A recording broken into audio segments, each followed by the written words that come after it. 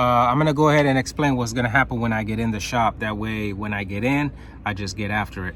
I'm gonna put the car on the lift. I'm gonna remove the exhaust. I'm gonna remove the drive shaft. I'm gonna disconnect the axles from the diff.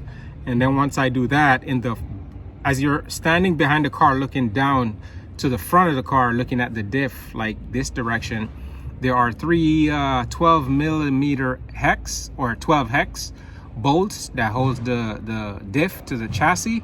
And then like going straight up into the bottom of the car, there are 2 bolts. I'm not sure what size those are. So basically there are 5 bolts holding the diff to the car. And once I remove those, it'll come right down. Obviously I'll do the opposite by putting those 5 bolts back in, put in the 6 bolts for each axis, so 12 total. And then I'll put the drive shaft back in, put the exhaust in, and literally that's it. So just sitting out here, we got a R33 GTR. Next to that, there's a Nissan Fairlady. I think the guy's junk in that car. Not 100% sure. I've seen him pull a lot of parts from it. This one got totaled the other day. Actually, I don't even know what that is. And this is in the States would be a LS 400 or 430. Let me go take a look at the back. See what it is here in Japan. Oh, it's a Celsior. So this car actually has the same exact diff that would come in a TT Supra LSD 3.2, the big boy. Got a man over here with a S14. And then an Acura TSX is a Honda something, not sure. Honda, I think it's a Honda Accord here in Japan actually. And then you got an Evo 5 and another Fairlady over there, otherwise known as a Nissan 350Z or 300Z. And then here's the diff. I just put some clear coat on the cover here, so it's gonna keep it nice and clean. All right guys, I'm finally in the shop. It's the next day because the guys yesterday, man, they were in here all day. So finally I'm in the shop and I'm gonna show you what I was talking about when I said this is an open diff. So if I turn this wheel, nothing happens on that side. And I rotate this wheel, nothing is happening on that side. When I rotate the spline, this is where the drive shaft would go. That one turns, this one turns. They both turn, everything turns at the same time. All right, so the game plan is, let's see, I think, yeah, I'm gonna have to take the exhaust down. So I'm gonna take the exhaust down, that's the first thing. Then I'm gonna disconnect the drive shaft here, up here in the center bearing, and then from back here. So drive shaft will come down as well. And then I just have to undo these 6 bolts that connects this axle to this side. Obviously do the same over here. And then I have 1, 2, 3, 4, 5 bolts, and then the diff comes down. So I'm under the car, the drive shaft is down, exhaust is down, real easy. And there's a bracket that sits from here to here, kind of like that, right? There it is. I had to, I took it down because it was like in the way right here. This gives me enough room to manipulate my tool. Now, the e-brake is down because I need to rotate the wheel each time so I can get all 6 of these bolts that holds the axle into the diff. So I'm gonna show you how I'm gonna be able to lock the wheel and get to undo this without having to use an impact gun, because I don't want to use an impact gun because I'm reusing these bolts. And like I said, the wheel's unlocked so it'll turn, right? All I'm going to do is I'm going to reach back and grab the cable where the emergency cable is. First you want to set this in to get good leverage, and then I'm going to pull down on the emergency cable, which locks the wheel just as if you were to pull up on the handle in the car, and then boom, that easy. So that one's broken loose. I'll go ahead and get this one right here. Same thing, I'm gonna get good leverage. Then I'm gonna pull down on the cable, simulating the e-brake is on. Boom, you hear the brake loose.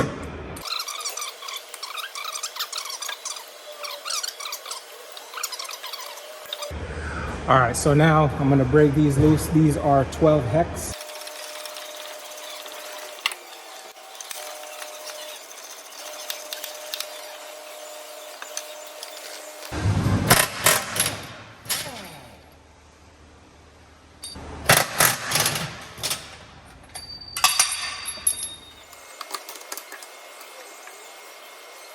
right, so I got the diff up there, and I got the bolts kind of threaded in, so I'm just gonna tighten them up by hand. And these are gonna get tightened to 108 foot-pounds. The ones that are holding the drive shaft will be tightened to 64 foot-pounds. And these are gonna be tightened to 105. So 64, 105, 108.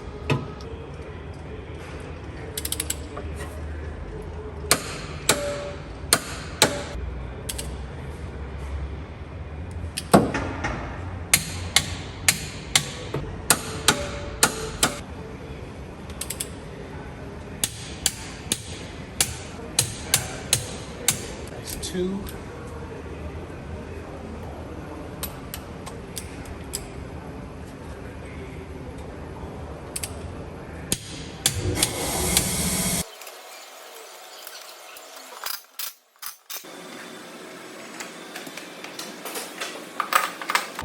So I'm going to put the drive shaft, the bearing in the middle, and they have these two washers and the bolts that hold it in place.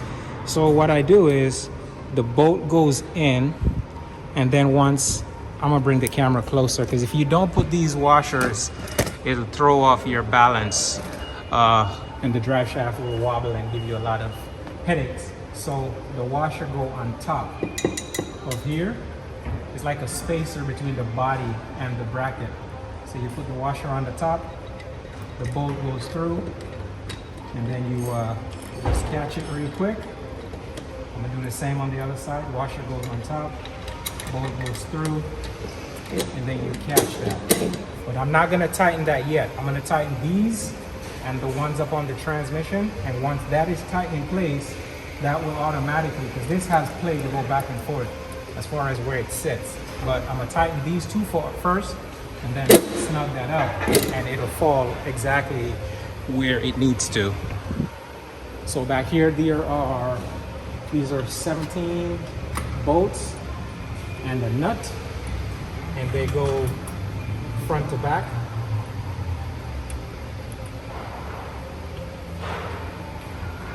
I don't know what the torque spec is for these. Usually I just tighten them until they stop turning, and I haven't had issues doing it that way. So if you know what the torque spec is, please let me know in the comment, because my Dweebo wheel has a few cracks in it, so I'm gonna have to change that soon.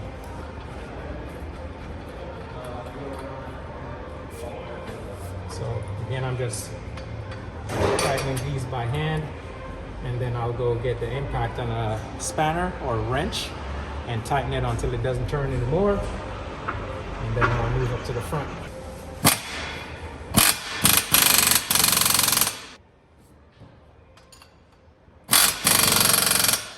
And these up here are 14. Again, I don't know what these are torqued to. I usually just tighten these to feel.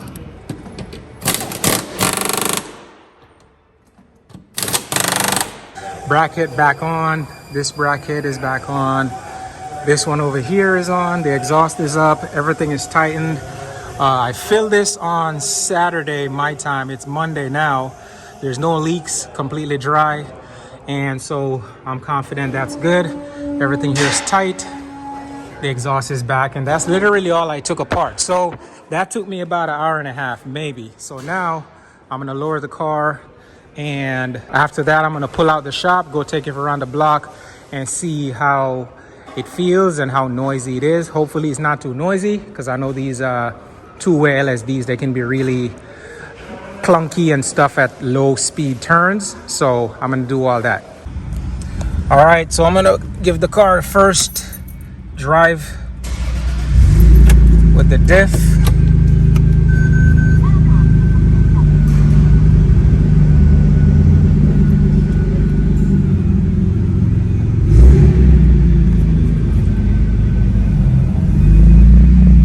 So obviously this part is not a concern. Where you get a lot of noise is when you start to turn.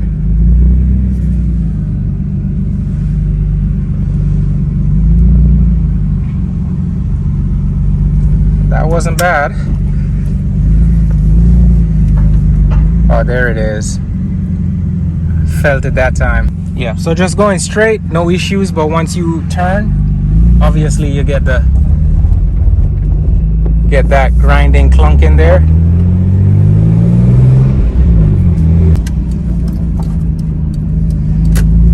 But it only does it when you're turning and giving the car throttle, just like a normal LSD. Outside of that, the car feels just like it did before. So I'm gonna make another left turn here. Everything feels normal, like I said, but on the turn, and it's really not bad like some people that have driven in their car. They're really noisy.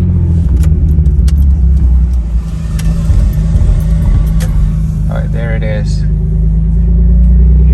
Yeah, on the turns it's kind of clunky, very clunky actually, but just like going straight like I'm doing now, it's not bad. So there you have it, guys, installing the Tomei LSD differential into the car. I'm gonna drive it around for a few more laps, few more trips, and see how it is under turning, parking, stuff like that. And I've never been a fan of all the clunky noise that the LSD causes. However, I still have the stock one, so if I really hate it, I'm go ahead and put the stock one back in there, or I'll just learn to live with this one, because no matter which type of LSD I go with, I think they're all like this. Even if I were to change the brand and go with a 1.5 way, it might be a little less clunky, but it's still gonna be clunky nonetheless. So that is it for this video. Stay tuned for the next one. I'm out.